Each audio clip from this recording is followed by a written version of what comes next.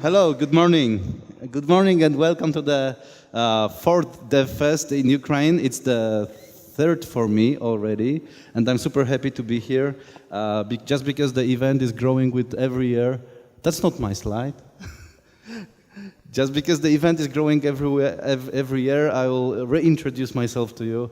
My name is Dawid Ostrowski. I work for Google for over 3 years now. I work in the developer relations team as a program manager. And at developer relations, what we do is we try to support you developers to create as many as possible high-quality apps which are based on Google technologies. So, of course, Android is one of the examples, but anything that is connected somehow with Google technologies is great, whether it's cloud or web or actually anything else that Google is doing. I can do it without slides. Or should I click? Or should I do what?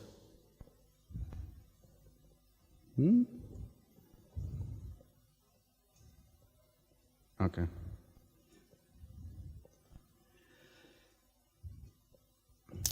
All right. So.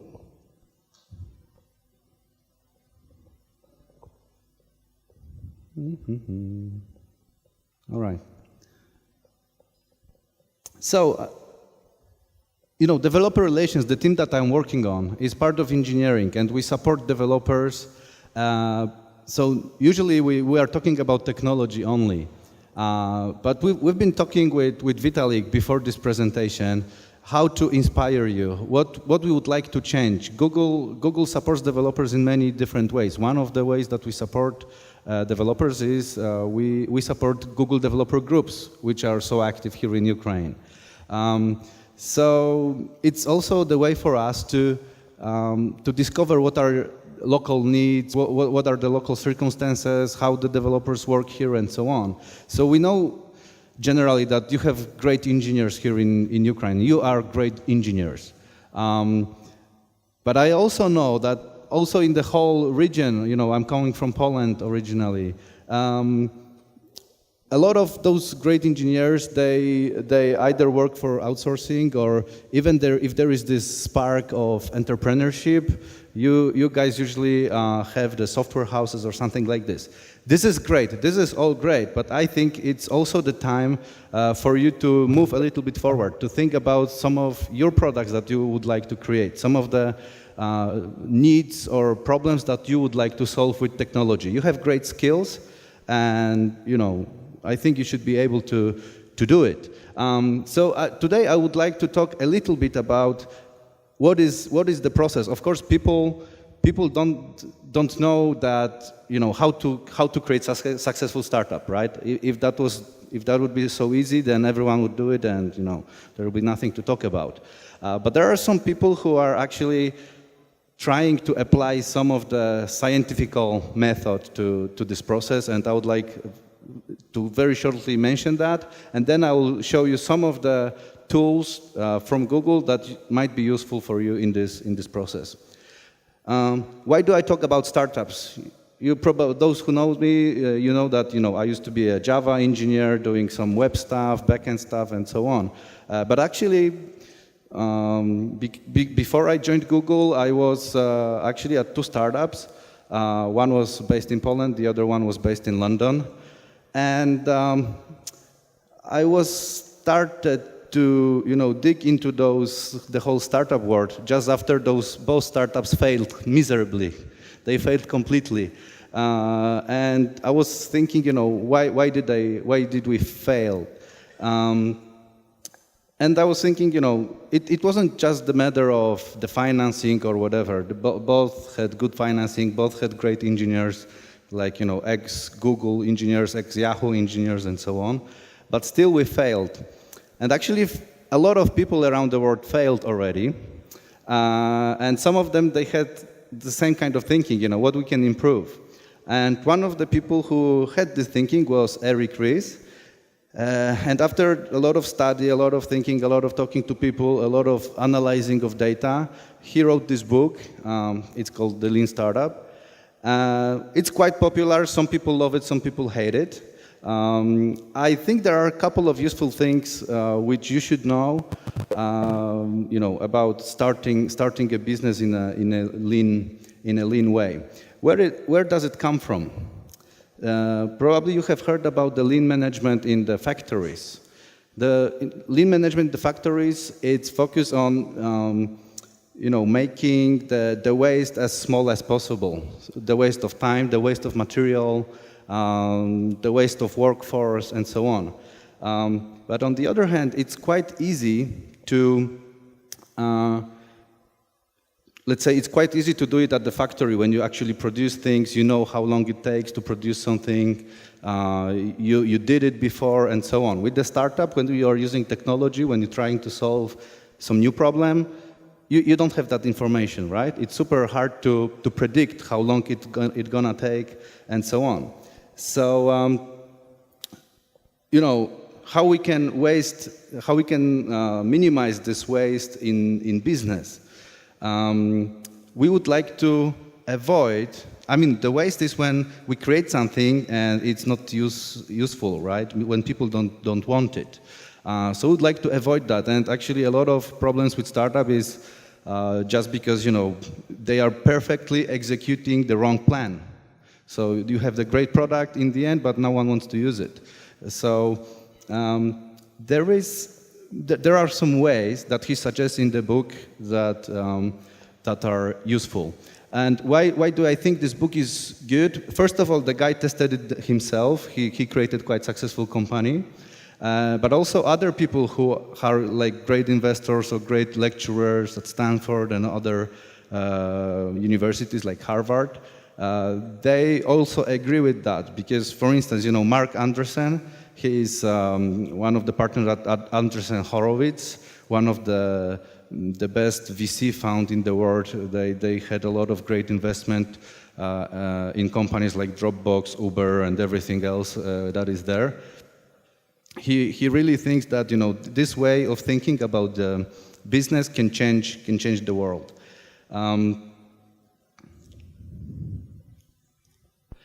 So just to give you some examples, the IMVU is the company actually created by Eric Ries. It's like a 3D world or something. I don't know if you have heard about it, but they have like tens of millions of users, and they are profitable and so on.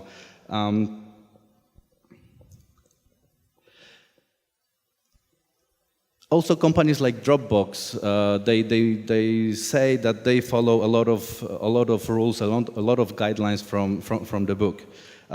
So what is this most important thing in the process? The one thing that you should probably remember.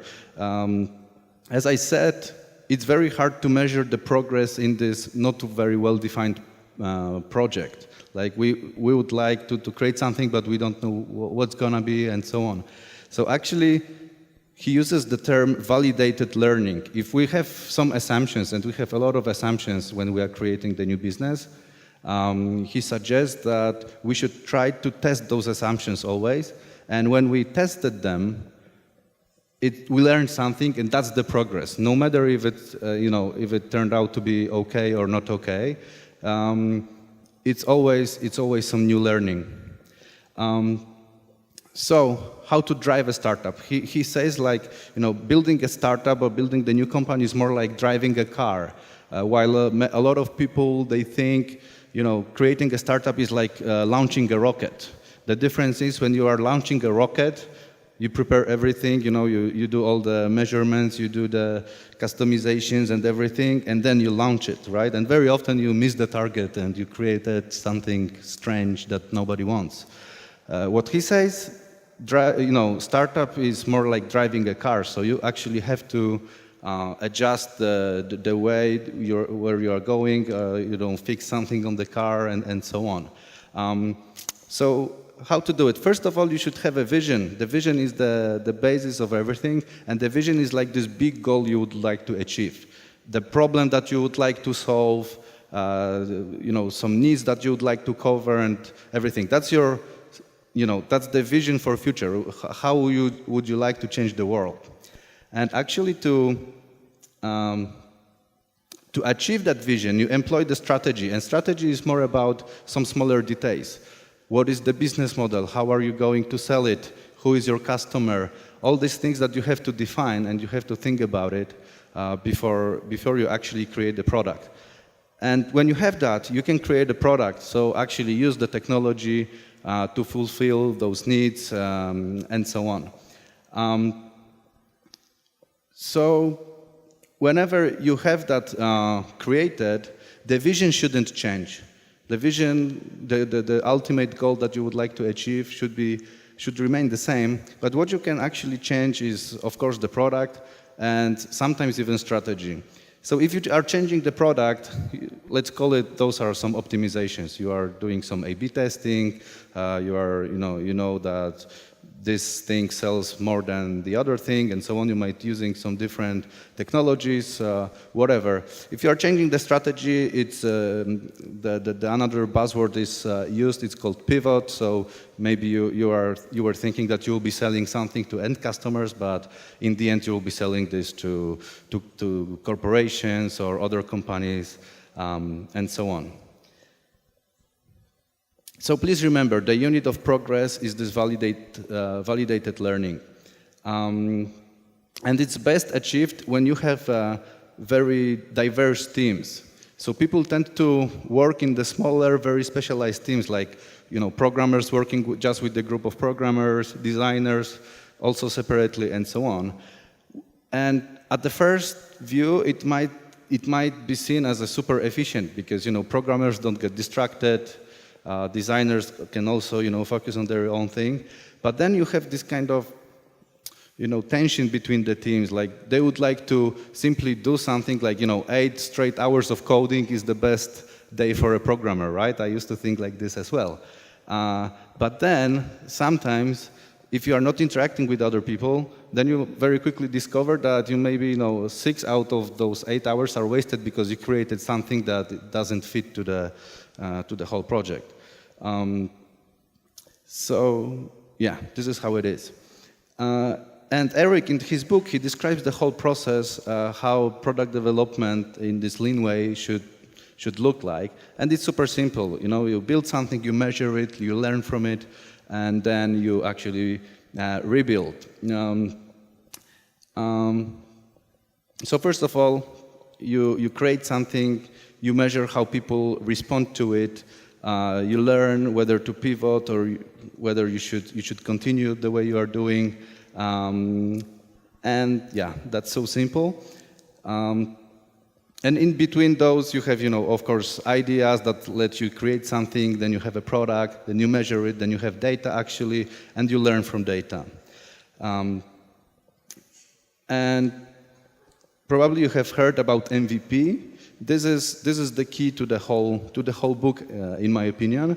It's called minimum viable product, because actually I will go back to this slide. If you are creating a product, it's not just one circle that you have to do. You have to do as many as possible and as quick as possible, because you will not have the ready product just after one turn of the circle. So to achieve that, to test some assumptions without building the full product, you need to create a minimum viable product. So something that will show some of the values to the users without much effort from your side. And actually, to create a good MVP is quite tricky. And you should be very creative. You should think out of the box how to achieve it. And there is a lot of misconceptions about the MVP, what it is, how it should be described, and so on. So here I created an example, and I'm very sorry in advance because I'm not a designer, but I wanted to create my own slides. So you will see some of my graphical skills. Ta-da! This is the car on the right. So this is not so good MVP in my opinion. So let's say you wanted to create a car or build a car, and then maybe as an MVP you created a wheel, and then you created the body of the car, and you show that to the user, but it doesn't give them, feeling what kind of value car is providing them, right? So in this example, this might be a better MVP. So if you want to build a car, you first might build something like a skateboard. That's the first picture, skateboard. Or maybe you can then extend it to a scooter. That's the middle one. Scooter, nice scooter, right? So actually, in this case, you can actually show that the device helps you to move faster or smoother or easier, while the wheel itself couldn't do that. I know it's a simple example, but a lot of people always ask me, like, what is this MVP? Is it like limited version of the ultimate product? Is it just subset of features? It's something actually that shows value to the user already without you building it completely. Just to save your time, because imagine you can show something very quickly and you got very bad feedback, then you will not spend, you are not wasting time anymore. Okay, and now very quickly, couple of various products or technologies from Google that actually can help you with some of those steps on this process. Probably like half of them, and the other half, I think everyone will learn something new here. So let's start with the super simple stuff. Probably have heard about Google Apps. I hope you are using it. That's super cool. You can create various documents, of course, but beyond that, you can also use Google Apps Script, and actually it became quite powerful tool. It's like JavaScript running on the server side without much interaction from your side regarding setting it up or creating the whole infrastructure. So it's just the JavaScript. You can actually add some HTML and CSS to it. You can link it with documents, with spreadsheets, with forms. But you can also run those scripts alone. Those scripts can behave, almost like, I'm a Java guy, so almost like servlets or, something that is accepting HTTP requests on the server side. So imagine if you want to build something super very quickly. Imagine if you don't want to spend that much time on creating the user interface for entering the data, then you can simply, build some scripts around the spreadsheet or around the form, and you already have some, it could be even the minimum viable product if that's the case for you. So it became very powerful. There are smaller things like URL fetch services when you can actually ping other services from the server side of AppScript. So it's super easy to integrate it with other things. Another thing is Google Trends. It's analytical tool when you can actually see how search looks like, what people are searching for, and so on. It's super important to validate some of the assumptions that you have about the product. It might be the case that sometimes you think, okay, I'm solving this great problem, and probably everyone is searching for it, but ultimately, maybe it's only you. And I know it's very general, but it happened to my startups or to startups that I was involved in. That we were thinking, okay, there is massive amount of people that are going to do this, and there were none. Another thing that when you can actually check if people are interested in something is the AdWords Keyword Planner. You can actually see if you would like to buy commercials for your product. You can actually see what is the price that you have to pay to bring someone to your app and so on. If the price is super high, it probably means that there's not so many people interested in that. It might be good or bad. It depends, but it's some new data for you. And I think we just recently, not long time ago, introduced the consumer surveys. This is something where you can actually create a survey and send it, and it will be displayed in the Google Display Network around the world. You can set it up, so you can actually have like a survey that normally you would have a data only from your friends or family or coworkers, and in this case you can get the real answers from people around the world. It doesn't work everywhere, but I think it works like, I don't know, a dozen of countries now. Yeah. Another step that I would recommend is employ best practices. So if you are a good developer, you know that best practices actually help you to build great product, and even if sometimes they are perceived like a little bit of the overhead, like testing or code refactoring and so on, we truly believe that it will help us create better product, that it will be easier to maintain, it will be bug free and so on. So if we apply the same kind of thinking to the whole product, actually, we should also remember about the best practices. And a couple of them, try always to follow the platform guidelines. It's well-known fact that there are various platforms and they have different guidelines. And unfortunately, what we see is that still very often people have this kind of thinking like, okay, maybe I should create one app and it will be okay on both platforms or even more platforms. That's not the case. If you really are wanting the highest quality for your app, you should create a separate apps with separate UIs, at least conforming to the guidelines. This is very important. Sometimes they are very general, sometimes they are very detailed. So some of those general might be like, never lose my stuff, let me make it mine, and so on. It transfers to some of the implementation problems that you might have later on. I mean, not problems, but actually the features that you have to implement. So I think it's very good to read through those guidelines.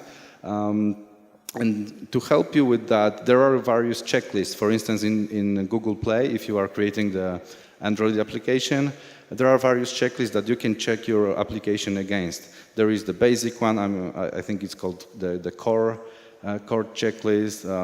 There is many things about localization, about tablet apps, Google Play policies. That's actually something that probably very few people read, and then at some point we might have a lot of problems if your app is not in line with a lot of regulations. So please do that. It's quite easy. It's step by step. Actually, that's an example of one of those guidelines. So you can see there are tests. There are some questions that you can test your application against. And there is a lot of smaller things that you could introduce in your app just to make it a little bit better. And it's also a lot of times those things are helping you with getting new users almost for free, I would say. So something like app indexing that was introduced not long time ago, when actually your app can be visible in the search results of Google. There is more things introduced recently, like app invites and so on. I hope you are up to date with that. If not, we have a lot of YouTube material about it. Things like material design, I would call it another great practice, because then you can have consistent UI for your app, consistently looking UI across many platforms, if it's Android or web or the bigger screen. It's quite easy to apply, and if you apply it from the beginning, it's much easier to develop the app later on. Okay, and then about this process of building and iterating the whole product. Try to think about your app in the way that it's no longer just an app for the web or just for the Android or just for one platform. Think about apps in the how are they going to look in the future? Or even now, if you take a look on apps like Inbox or Gmail, you expect that Inbox or Gmail, they will inform you about certain things at certain time, that you will have notification on Android Wear, for instance, that they work very well on mobile and on the web as well. So I think that's the future. So users will be surrounded with apps, right? There will be no longer just one app on particular device. So yeah, look around and try to make the case for your application where it should be. It should be only on the mobile, maybe on the web, maybe on the big screen, maybe even in the car. Google sign-in, that's something that it's super easy, but still I don't see this many people are doing this. And it gives you a lot of advantage if you implement this, because your user is more tied to you. You know a little bit more about the user, then you can serve the better content, and it actually opens for you a lot of different services from Google if you have a user logged in. I don't want to go into details, but maybe just one thing. For instance, if you have a website and Android application, for instance, if the user is signed into your website with his or her Google account, if you would like to propose to install the Android app, the user can do it with one click, even without touching the phone. It's called over-the-air installs, and I think it's a great way to create more users for your mobile app. There is also Google Play services. Part of it is Google Play game services. And again, there is whole infrastructure for you to create, achievement boards, quests, leaderboards, and this kind of stuff. Normally, you would have to spend a lot of time implementing it, but it's already there. So if you want to move forward, I think it would be great for you to use it. There is also smaller, some things about like saving some data in the context of the user and so on. All of that without actually need from you to implement anything on the server side. And then we have, if we are talking about the server side, then we have plenty of product. Actually, Google Cloud is growing so significantly that it's sometimes even hard to follow, even for me. But Mandy is here and she will explain everything later on. But actually, a lot of people, they remember, they know Google Cloud mainly from the App Engine that was introduced as first. But actually, right now, it's a complete stack. So, you can balance if you want to be more empowered to configure something, or if you would like Google to manage some of your services. So there are virtual machines that you can run by yourself, but there are also some platform as a service products like App Engine, where actually everything is managed for you. The same with storage. A lot of people remember that Google Cloud is the data store, so no SQL, no relational database, which is great, but some of the people had a little bit of trouble with that because it's not the standard SQL. But there is more now. There is Cloud SQL as well. There is Cloud data Cloud storage, where you can actually store the file in the very flat structure. There is also now Launcher, where actually you can start up some instances of your services just with one click. If you want WordPress or Drupal or anything else, it's over there. And there is the new thing that we just acquired, I think this year or last year. It's called Firebase. It's very lightweight backend for mainly your mobile app, but it works for web as well. So there is a backend, which is again no SQL data store, and the whole data store looks like a big JSON file. So actually, you have various paths. It's like a big tree of the JSON objects. There is also authentication, and there is also static hosting. So with a very, if you want to have a very simple backend, which works great in real time, because this is how the data is prepared and how is it pulled and entered, then Firebase is a great option for you. Okay. Also, we want to measure what we have built, if it's good or not. So a couple of things here. Of course, Google Analytics. It was mainly designed for the website, but there is also part for apps. There is a lot of improvements in general in analytics of the apps. You can check, Google Play referral flow. You can define your flows. I think if you really want to know where your users are finding the value, you should be doing that. You can get information, a lot of information out of Google Play. You can also, you can create those groups when there will be, like alpha and beta testers. A lot of information is actually in Google Play. A lot of comments from users. A lot of people don't pay attention to that, and actually that's super valuable source of information about the app. Very well-known thing like page speed insights. It gives you a lot of information about your application if it's on the web. And also, if you have a lot of data acquired from somewhere, whatever, and if it's like a very simple structure, like a big spreadsheet, it might make sense to put it to the Google BigQuery, and that's super fast column storage type of storage in the query language, where you actually create SQL